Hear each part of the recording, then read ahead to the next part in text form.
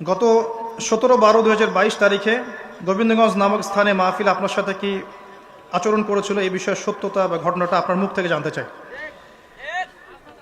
সুবহানাল্লাহ। আচ্ছা, উত্তর দিচ্ছি ইনশাআল্লাহ। এই কথাগুলো আমি পাবলিকলি বলতে চাইতাম না কখনোই, তবে এখন বলতে বাধ্য হচ্ছি, কারণ এটা ফেসবুকের যুগ, ইউটিউব অনলাইনের যুগ। সত্যটা উপস্থাপন না করলে অনেক মানুষ বিভ্রান্ত হতে পারে।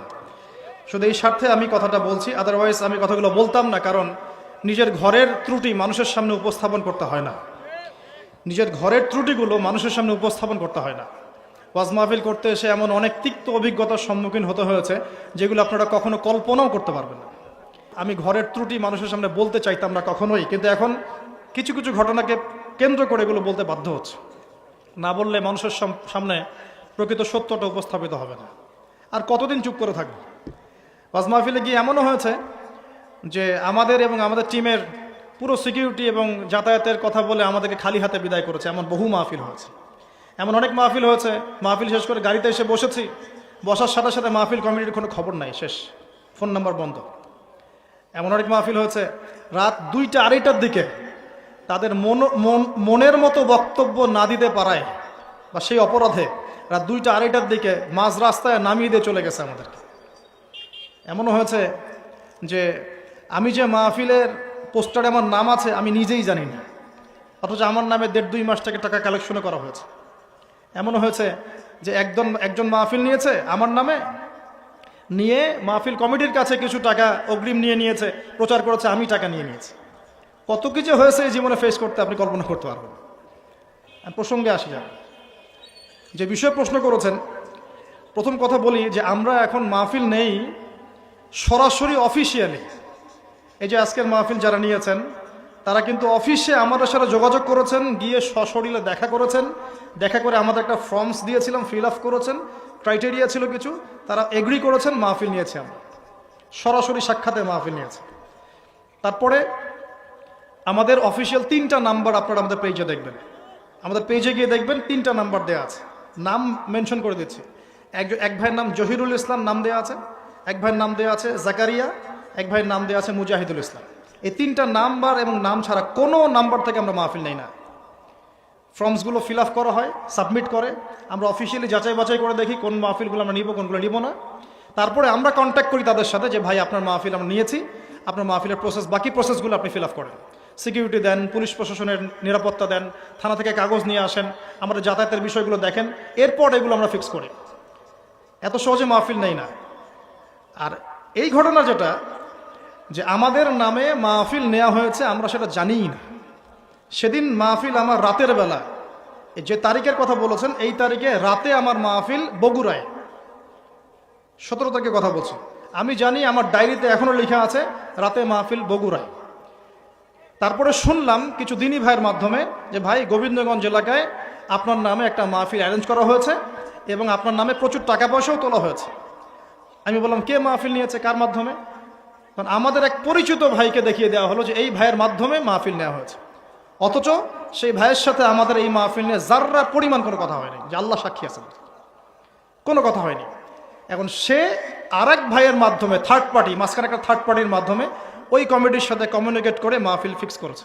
আমরা জানি না। মাহফিলের 2 দিন আগে তারা এসে হাতে পায়ে কান্নাকাটি শুরু করেছে যে ভাই মাহফিল অ্যারেঞ্জ হয়ে গেছে, আল্লাহর ওয়াস্তে 30টা মিনিট হইলেও সময় দিয়েন, মাহফিল অ্যারেঞ্জ করে ফেলেছি, টাকা পয়সা তোলা হয়ে গেছে, আপনি যদি না আসেন 10টা মিনিট 30টা মিনিট বলছে, 10টা মিনিটের জন্য আসেন, 30টা মিনিটের জন্য আসেন, এসে খালি চেহারাটা দেখায় চলে যায়, না হলে জনগণ আমাদেরকে পিটাই শেষ করে ফেলাবে। হাতে পায়ে কান্নাকাটি করে পরে বললাম ঠিক আছে ভাই, বগুড়ায় মাহফিল আছে আমাদের, আমরা যাওয়ার পথে আপনার ওখানে একটু সময় দিয়ে চলে যাবো, ইনশাল্লাহ, সময় না যান। যদিও এই প্রসেস আমরা মাহফিল কখনো নেই না, তারপরেও নিয়েছি। তারপরে গিয়েছি, এদিকে শুনেছি প্রচার করেছে আমরা মাহফিল করব দুপুর 3টা থেকে 5টা। তারপরে আমাদের কানে খবর আসছে যে বাদ মাগরিব আপনাকে আলোচনা করতে হবে। আমার একটা সেন্টেন্স মিথ্যা বলছি না, আমার কাছে হোয়াটসঅ্যাপে এখনো ডাটাস মজুদ আছে, যে থার্ড পার্টি কন্ট্যাক্ট করেছে আমাদেরকে বলছে বাদ মাগরিব আপনাকে আলোচনা করতে হবে। আর আমরা গিয়ে উপস্থিত হয়েছি 4টায়। আমি চিন্তা করছি যাব, একটু রেস্ট নিব, রেস্ট নিয়ে নামাজ কালাম সারবো, তারপরে বাদ মাগরিব স্টেজে উঠবো। গিয়ে শুনি 3টা থেকে মাহফিল আমার নামে অ্যানাউন্স করা হয়ে গেছে, জনগণ বসে আছে। জনগণ তো নিষ্পাপ, জনগণের তো কোনো দোষী নাই এখানে, ও তো জানেই না সত্য কোনটা মিথ্যা কোনটা। তারপরে গিয়ে তাড়াহুড়া করে স্টেজে ওঠা হলো, উঠে এই যে অনলাইনে প্রচার করছে, 30 মিনিট বক্তব্য দিয়েছে। আমার নিজেই 45 মিনিট বক্তব্য দিয়েছে, 45 থেকে 50 মিনিটস আমি বক্তব্য দিয়েছি। আজকে যে আমি এখানে এসেছি আপনাদের এখানে, আমি কি 1.5 ঘন্টার কম আলোচনা করলাম? আমার কোনো মাহফিল আপনি দেখবেন না যে 1 ঘন্টা 15 মিনিট 1.5 ঘন্টার কম আলোচনা আছে। প্রত্যেকটা মাহফিল ইউটিউবে আছে, দেখে নিন। কোনো মাহফিল এরকম হয়নি কখনো। তারপর আলোচনা শেষে আমি তারপরে বলছি যে আপনারা সবাই বসেন, ইনশাল্লাহ মাগরিবের নামাজ হবে, এখানে আমরা নামাজ পড়ব, নামাজ পড়ার পর ইনশাল্লাহ আলোচনা হবে, প্রশ্নোত্তর পর্ব হবে। এর মধ্যে শুনলাম আমাদের ইউটিউবারে যে ভাইরা, যে ভাই যে সামনে এখনো বসে আছে, এই ভাই সহ আমার ইউটিউবের প্রায় 8 থেকে 10 জন সদস্য আছে। 8 থেকে 10 জনের কোনো সদস্যকে তারা এখানে বসতে দেয় নাই এবং এই ক্যামেরা সেট করতে দেয় নাই। বরং 2 জন ভাইকে গলায় ছুরি ধরেছে, ক্যামেরা সেট করা যাবে না। ওদেরকে জিজ্ঞাসা করে দেখেন, ওরা সাক্ষী নিয়ে দেখেন। ক্যামেরা ছুরি ধরেছে, গলায় ছুরি ধরে এই যে ক্যামেরা সেট করা যাবে না। একজনকে গলায় ফাঁস পেটিয়ে দিকে নিয়ে গেছে। মানে পুরোটা আগে থেকেই পরিকল্পনা করা ছিল যে কিছু একটা হবে আর কি। ক্যামেরা বসতে দিচ্ছে না কেন? এই যে ক্যামেরায় রেকর্ড আছে, আজকে আমি যা বলছি, যা আলোচনা করেছি, তো সেদিন ক্যামেরা কেন বসাতে দিল না? ইউটিউবারদের ক্যামেরা কেন বসাতে দিল না? ক্যামেরা থাকতো, দেখতো মানুষ কি হচ্ছে। ক্যামেরা ভাঙচুর করা হয়েছে, ক্যামেরা বসাতে দেওয়া হয়নি। আলোচনা করেছি, আলোচনা পরে বললাম বসেন, চলে আসবে। এরপরে এই যে ছেলেটাকে আপনারা দেখেছেন ভিডিওর মধ্যে, এই ছেলে তার ক্যাডার বাহিনীকে নিয়ে, এবং তার একটা শেল্টার ছিল, একটা পলিটিক্যাল শেল্টার, সে এসে পুরো স্টেজে উঠে যাচ্ছে তাই বিহেভ করেছে আমাদের সাথে। কথাবার্তা সিরি এমন যে আপনাদেরকে টাকা দিয়ে নিয়ে আসি, ভাড়া দিয়ে নিয়ে আসি, যতক্ষণ বলবো ততক্ষণ আলোচনা করতে হবে, 2 ঘন্টা আলোচনা করতে হবে। এইসব কথা শোনার পর কোনো আলেম বসে থাকতে পারে? কোনো আলেমের ব্যক্তিত্ব গায়রত থাকলে সে কি বসে থাকতে পারবে এখানে? আমি তখন বললাম যে কত টাকা দিয়েছেন আপনি? ভিডিও দেখেন। সে বলছে আপনার ওই যে এই মাধ্যমে প্রোগ্রাম নিয়েছে, ওকে 20,000 দিয়েছে। অথচ ওই মাধ্যমের ওই ব্যক্তি যাকে বলা হচ্ছে আব্দুল আলিম না কি নাম, তাকে আমি চিনি না, জানি না সে কি আমি জানি না সেকে। তারপর তাকে বললাম নিয়ে আসেন সামনে, নিয়ে আসেন, যত টাকা নিয়েছেন ফেরত দেন। আমার এসব অপমান হওয়ার কোনো প্রয়োজন নাই। প্রয়োজনে টাকা পয়সা হাদিয়া তো সব নিয়ে যান, মাহফিল করার দরকার নাই। জনগণ দেখলো যে একটা হট্টগোল শুরু হয়েছে। অডিয়েন্স সবাই আমাদের পক্ষে ছিল, অডিয়েন্স সবাই আমাকে নিয়ে আলহামদুলিল্লাহ সিকিউরিটিতে গাড়িতে উঠে গেছে। আর আমার সাথে যে ছিল এক ছেলে মুজাহিদ, এই ছেলে আরো 2 ভাই ক্যামেরাম্যান, সবগুলোকে তারা বেধর পিটিয়েছে। দেখেছেন ভিডিওতে কি করেছে, এবং ক্যামেরা ভাঙচুর করেছে। ক্যাশ টাকা 50,000, 50,000 টাকা মুখের কথা নাকি? উল্টা 36,000 টাকা আমাদের ছিনতাই করেছে। হাতঘড়ি ছিনিয়ে নিয়েছে, হাতঘড়ি নিয়েছে, ক্যামেরা ভাঙচুর করেছে, টাকা ছিনতাই করেছে, পিটিয়েছে, অপমান করেছে, ঘরে আটকে রেখেছে। এর পিছনে কারণগুলো কি ছিল আমি পরে আপনাদেরকে বলব, তার আগে আরেকটা জায়গায় আসে। এরপরে আমরা মাজলুম হয়ে আমার প্রশাসনে যে ভাই ব্রাদাররা আছেন পরিচিত, তাদেরকে ফোন দিলাম। আমি একা ফোন দিয়ে আমার যে ড্রাইভার ভাই আছেন তাকে নিয়ে থানায় গেলাম। গিয়ে সেখানে গিয়ে আমি আমাদের পক্ষ থেকে একটা মামলা দায়ের করলাম। আমাদের প্রশাসনের র্যাব এবং পুলিশের যে ভাইরা আছেন তারা সিকিউরিটি দিয়ে আমার ভাইদেরকে ছাড়িয়ে নিয়ে আসলো। আসার পর আমরা ইউটিউবার ভাইরা সবাই মিলে থানায় বসে আছি। এই যে ভাইরা এখনো বসে আছে। তারপরে আমরা বললাম যে এর বিপক্ষে ব্যবস্থা নিতে হবে। আমরা একটা মামলা দায়ের করলাম। আশ্চর্যের বিষয় হচ্ছে, মামলা দায়ের করার ঠিক পরেই তার পরের দিন 2টা ভিডিও চলে আসলো, একটা জাগো নিউজ, একটা ওই যে 24। সেখানে আপনারা দেখতে পারবেন ভিকটিম আমরা, মাজলুম আমরা, মার খেলাম আমরা, সাক্ষ্য নেওয়া হচ্ছে আসামির। আসামি সাক্ষী দিচ্ছে কি হয়েছে কি হয় নাই। একটা ন্যাশনাল নিউজ যদি প্রচার করতে চান, আপনাকে পক্ষে বিপক্ষের কথা নিতে হবে না? একটা ন্যাশনাল নিউজ প্রচার করবেন, তাহলে বাদী বিবাদী উভয়ের কথা শুনতে হবে না? যার নামে মামলা করেছি সে দাঁড়িয়ে বলছে যে জনগণ নাকি আমাদেরকে পিটিয়েছে, ও নাকি আমাদেরকে গাড়িতে তুলে দিয়েছে। অথচ ভিডিওটি স্পষ্ট দেখা যাচ্ছে ওই ছেলে আমার ছোট ভাইকে টানা হাসরা করছে, গায়ে হাত তুলছে, ভিডিও স্পষ্ট দেখা যাচ্ছে। এই হলুদ সাংবাদিকতা, টোটালি হলুদ সাংবাদিকতা। যারা ভিকটিম হলো তাদের বিরুদ্ধে ওরা এই সাংবাদিকতা করলো, আর যারা জালেম তাদের পক্ষ নিয়ে সাংবাদিকতা করলো। এর পিছনে কি উদ্দেশ্য? উদ্দেশ্য হচ্ছে 1 নম্বর ওয়াজ মাহফিলকে বিতর্কিত করা, নাম্বার 1। 1 নম্বর উদ্দেশ্য ওয়াজ মাহফিলের যে চলমান সিলসিলা বাংলার মাটিতে চলছে, এই চলমান সিলসিলাকে বিতর্কিত করা একটা প্রধান উদ্দেশ্য 1 নম্বর। 2 নম্বর, ওয়াজ মাহফিলের যেসব বক্তাদের মাহফিলে বেশি মানুষ আসে এই বক্তাদেরকে জাতির সামনে এই বিতর্কিত করে উপস্থাপন করা। 2 নাম্বার। 3 নাম্বার, আপনি যদি একজন বক্তা বা আলেমকে বিতর্কিত করতে চান, 2টা ইস্যু লাগবে আপনার। 1, নারী কেলেঙ্কারি, 2, অর্থের কেলেঙ্কারি। মারো খেলাম আমরা, জুলুমের শিকার হলাম আমরা, আর উল্টা আমাদেরকে টাকার মতো ছোট্ট একটা বিষয়কে কেন্দ্র করে আমাদেরকে জাতির সামনে অপমানিত করা হচ্ছে। কত টাকা নেবেন? টাকার জন্য যদি আমরা মাহফিল করতাম, আজকে 10 তলা বাড়ি থাকতো। একদিনে চাইলে আমি 10টা মাহফিল করতে পারতাম। টাকার জন্য যদি আমরা কাজ করতাম, দিনের কাজ, তাহলে আমার নামে শত শত বিঘা জমি থাকতো। আমি আল্লাহর বান্দা, আল্লাহর জমিনে বেঁচে আছি কারাগারের জীবনে। আমার 100 কোনো জমি নাই পৃথিবীতে এখন, 100 কোনো। আল্লাহর কসম করে বলতেছে। আমার 2টা পরিবার ভাড়া থাকি আমরা, প্রত্যেক মাসে ভাড়ার টাকা গুনতে হয় আমাদেরকে। টাকা পয়সা দিয়ে মাহফিল কিনে নিয়েছে। এই যে মাহফিল করতে এখানে এসেছি, কমিটিকে জিজ্ঞাসা করে দেখেন আমরা কোনো চাপ দিয়েছি কিনা। আমরা কেন বলবো যে আমাদেরকে 20 দিতে হবে, 30 দিতে হবে? কমিটি আমাদেরকে বলে ভাই কত হলে আপনি আসতে পারবেন, আপনার যাতায়াত খরচ কত হলে আপনি আসতে পারবেন, তারাই তো আমাদেরকে বলে। আমরা কেন বলতে যাব? আর তাদের যাতায়াতের কষ্ট আছে না, এই কস্টিংগুলো দেখবে না তারা? এখানে সবচেয়ে ন্যাক্কারজনক হচ্ছে যে মার খেয়েছে, যে জুলুমের শিকার হয়েছে, তাদের বিরুদ্ধে সাংবাদিকরা কলম ধরেছে। আশ্চর্য। অথচ একটা ন্যাশনাল নিউজ করতে হলে, কিছু প্রচার করতে হলে পক্ষে বিপক্ষে দুজনে কথা শুনতে হবে কি না? আপনি যারা মারলো তাদেরকে গিয়ে বলছেন কেন মেরেছেন, আর যারা মার খেলো ওদেরকে কিছুই বললেন না। আমাদের নাম্বার ফেসবুকে available, WhatsApp number available, phone করে তো বলতে পারতেন যে ভাই আসলে কি হয়েছিল ঘটনা। তার মানে বোঝা যায় এর পিছনে একটা গভীর ষড়যন্ত্র আছে। ষড়যন্ত্র 1 নাম্বার, আলেম ওলামাদের অবস্থা কিন্তু দেশে ভালো নয়। ষড়যন্ত্র 1 নাম্বার হচ্ছে হকপন্থী আলেম ওলামাদেরকে সমাজ থেকে মাইনাস করে দেওয়া, একটা উদ্দেশ্য 1। 2 নাম্বার, ওয়াজ মাহফিলকে বিতর্কিত করা, একটা উদ্দেশ্য। 3 নাম্বার, যেসব বক্তাদের ওয়াজ মাহফিলে বেশি মানুষ আসছে, জনগণ শুনছে, আমল করছে, ইসলামের একটা ফ্লো সৃষ্টি হচ্ছে, এই মানুষদেরকে সমাজে বিতর্কিত করে দেওয়া।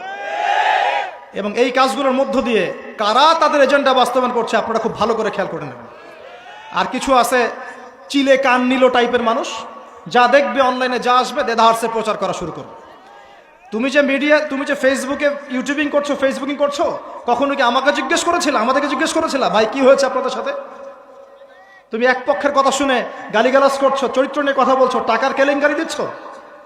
তোমাদের জন্য 2টা নসিহত করে শেষ করবো, জাস্ট 2টা। 1, নবী সাল্লাল্লাহু আলাইহি ওয়াসাল্লাম বলেছেন কাফা বিল মারই কাযিবান ওয়া হুয়া ইয়াকুলু কুল্লামা সামিআ। কোন ব্যক্তির মিথ্যাবাদী হওয়ার জন্য এতটুকুই যথেষ্ট যে সে যা শুনবে যাচাই বাছাই না করেই তা প্রচার করা শুরু করবে। 1। 2 নাম্বার, রাসূল সাল্লাল্লাহু আলাইহি ওয়াসাল্লামকে আল্লাহ পাক বলেছেন ইয়া আইয়ুহাল্লাযীনা আমানু, হে মুমিনগণ, আপনারা খুব ভালো করে শোনেন, ইন জাআকুম ফাসিকুম বিনাবাইন ফাতাবায়ানু। কোন ফাসিক, পাপাচারী, কোন ফাসিক যদি কোনো সংবাদ নিয়ে আসে, সেটা বিশ্বাস করার আগে অবশ্যই যাচাই বাছাই করে নিন, না হলে আন তুসিবু কওমান বিজাহালা ওয়া তুসবিহু আলা মা ফাআলতুম নাদিমিন। না হলে তোমরা অজ্ঞতাবশত এমন পদক্ষেপ নিয়ে ফেলবে যার ফলশ্রুতিতে তোমাদেরকে অনুতপ্ত হতে হবে। আর সবচেয়ে কষ্ট পেয়েছি আমি এখানে যে কিছু আলেম ওলামাও এর পক্ষে সাফাই গাওয়া শুরু করেছে।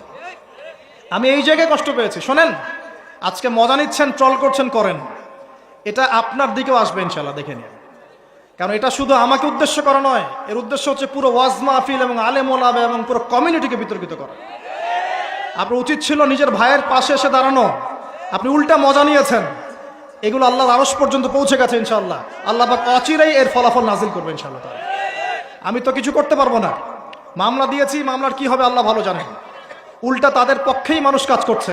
আমি শুধু এতটুকু বলছি, আল্লাহর কাছে হাত তুলে দোয়া করছে, আল্লাহুম্মা ইন্না নাজআলুকা ফি নুহুরিহিম ওয়া নাউযু বিকা মিন শুরুরিহিম, আল্লাহুম্মা আকফিনিহিম বিমা শি'তা, আল্লাহুম্মা মুনজিলাল কিতাব ওয়া সারি'আল হিসাব ইহজিমিল আহজাব, আল্লাহুম্মা ইহজিমহুম ওয়া জালজিলহুম। এই দোয়ার অর্থ যারা বুঝবেন জেনে নিয়েন যে আমি কি দোয়াটা করেছি। আমি আল্লাহর কাছে দোয়া করছি আল্লাহ পাক সত্যের পক্ষে থাকেন, মিথ্যার বিপক্ষে থাকেন। এখানে ইসলামের বদনাম হয়েছে, আলেমের বদনাম হয়েছে, এবং আল্লাহর দ্বীনের দায়ীদের গায়ে আঘাত এসেছে, ইউটিউবারদেরকে আঘাত করা হয়েছে, এবং মিথ্যা প্রোপাগান্ডা চালিয়ে চরিত্র হনন করা হয়েছে। আল্লাহর কাছে দোয়া করছে আল্লাহ পাক যেন একাই এই জালেমদের বিরুদ্ধে আমাদের পক্ষে যথেষ্ট হয়ে যান ইনশাআল্লাহ। আমরা দোয়া করছি আল্লাহ পাক যেন এদের এবং আমাদের মাঝখানে ফয়সালাকারী হিসেবে আল্লাহ পাকই যথেষ্ট থাকেন ইনশাআল্লাহ। আল্লাহুম্মা মুনজিলাল কিতাব, আল্লাহ পাক কিতাব নাজিলকারী, সারি'আল হিসাব, দ্রুত হিসাব গ্রহণকারী। ইহজিমিল আহজাব, এই জালেমদের এই দলটাকে আল্লাহ পাক ভেঙে দিবেন ইনশাআল্লাহ। আল্লাহুম্মা জালজিলহুম আল্লাহুম্মা হজিমহুম ওয়া জালজিলহুম, আল্লাহ পাক এদেরকে বিধ্বস্ত করবেন, এদের পাগুলোকে ভূমিকম্পের মতো কাঁপিয়ে দিবেন ইনশাআল্লাহ তাআলা। নবী সাল্লাল্লাহু আলাইহি ওয়াসাল্লাম, লাস্ট কথা, নবী সাল্লাল্লাহু আলাইহি ওয়াসাল্লামের উপর অত্যাচার আসলে তিনি দুই রকম সুন্নত দেখিয়েছেন। এক, তিনি মাফ করে দিয়েছেন, যদি ওরা ক্ষমা চাইতো আমি মাফ করে দিতাম, যদি ক্ষমা চাইতো আল্লাহর কসম মাফ করে দিতাম। ক্ষমা না আছে, উল্টা তারা মিথ্যা প্রোপাগান্ডা চালিয়েছে, এর কোনো মাফ নাই ইনশাআল্লাহ। আল্লাহ রসুল আরেকটা সুন্নাত, তিনি বদদোয়া করেছেন, হাত তুলে তুলে বদদোয়া করেছেন, আল্লাহ অমুককে দেখে নিও, তমুককে দেখে নিও, তমুককে দেখে নিও। আজকে আমি মাজলুম, আমরা মাজলুম, শুধু সেই বদদোয়া আল্লাহর কাছে করছে। অচিরেই দেখে নেবেন তাদের কি পরিণত হয় ইনশাআল্লাহ। আমরা কিচ্ছু করব না, কিচ্ছু বলবো না, আল্লাহর পক্ষ থেকে কি ফয়সালা হয় খালি দেখে নিন ইনশাআল্লাহ। কারণ আল্লাহর দিনের শত্রুতা করে, দিনের দায়ীদের সাথে, আলেমদের সাথে শত্রুতা করে কোনো জালেম, কোনো ফেরাউন, নমরুদ এই দুনিয়াতে টিকতে পারে নাই, আগামীতেও পারবে না ইনশাআল্লাহ তাআলা। আর কিছু বলার মতো মন মানসিকতা আমার নাই। আপনাদের কাছে দোয়া করব, আপনাদের জন্য দোয়া করব এবং অনুরোধ করব যে আল্লাহর ওয়াস্তে এই বিভ্রান্তির যুগে এক পেশে মনোভাব রাখবেন না, সত্য মিথ্যা যাচাই করবেন, তারপরে আপনি বিশ্বাস করবেন ইনশাআল্লাহ তাআলা। আর বিশ্বাস করবেন আল্লাহর পথে দায়ী আলেম, মুহাদ্দিস, মুফতিরা কোনো দিনও দিনের অকল্যাণে কোনো কাজ করে না ইনশাআল্লাহ। আল্লাহ রাব্বুল আলামিন আমাদের সবাইকে পবিত্র কোরআন এবং সহিহ হাদিসগুলো অনুযায়ী আমল করার তৌফিক দান করুন, নবীর সুন্নাহগুলো মেনে চলার তৌফিক দান করুন, এবং আমাদের মাঝে যত ইখতিলাফ আল্লাহ পাক দূর করে দিন, এবং দৃশ্যমান অদৃশ্যমান সমস্ত রকম ইসলামের শত্রু থেকে আল্লাহ পাক আমাদেরকে হেফাজত করুন, আমিন।